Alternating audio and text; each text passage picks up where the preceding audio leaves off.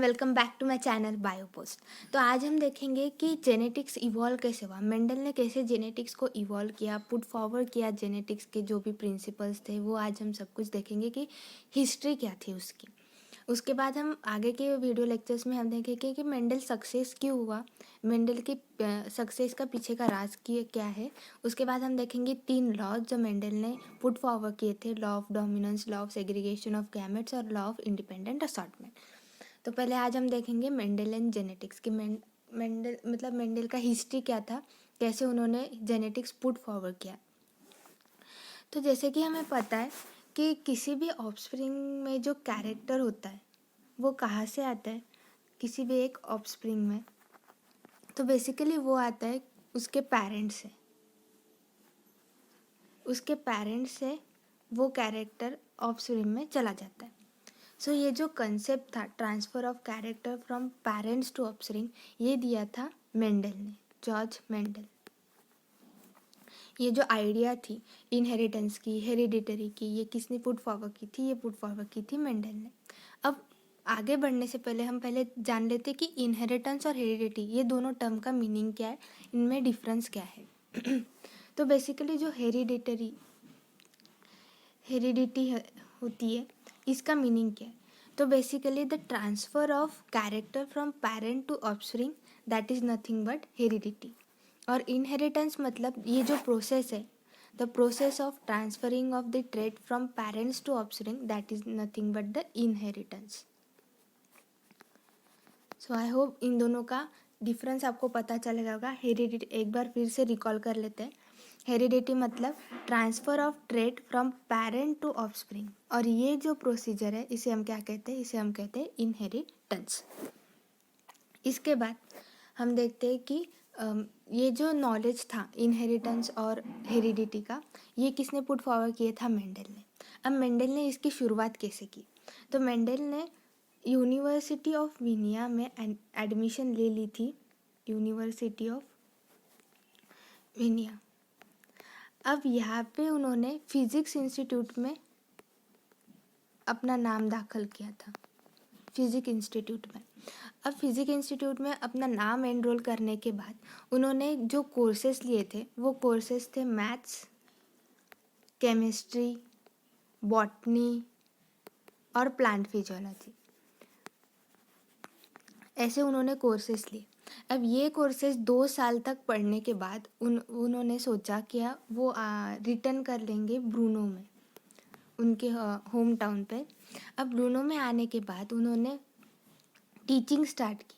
अब teaching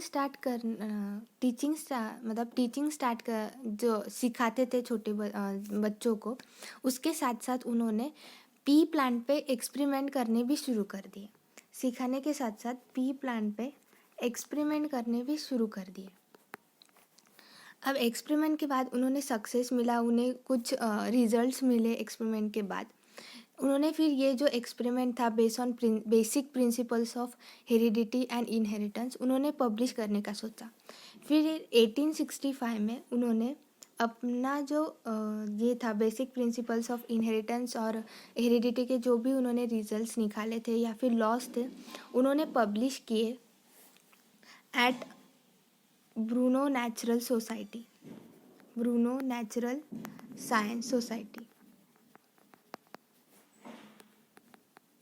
in 1865।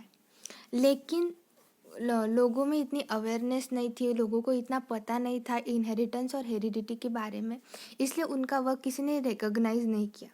लेकिन कुछ सालों बाद, मतलब बहुत सालों बाद, 3 बॉटनिस्ट हैं, उनके नाम थे हुगो दे वेरिस, कार्ल कोरेंस और एरिक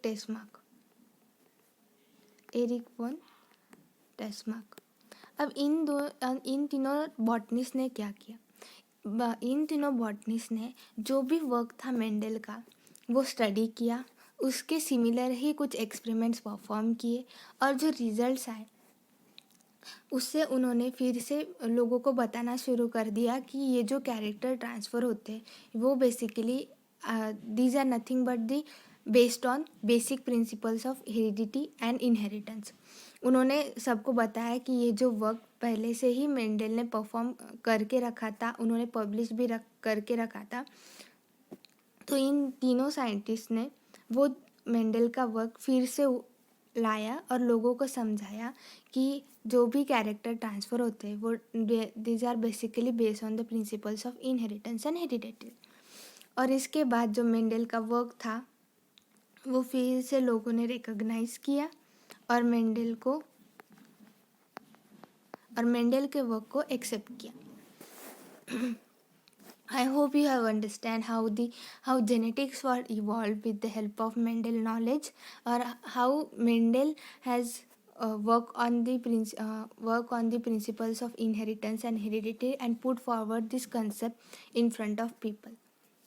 आगे के हम वीडियोस में हम देखेंगे कि कैसे मेंडल ने पी प्लांट ही क्यों चूज़ किया, मेंडल को सक्सेस क्यों मिली, उन्होंने ऐसा क्या किया था अलग कि उनको सक्सेस मिली in the field of genetics. और उसके बाद हम देखेंगे तीनों लॉज।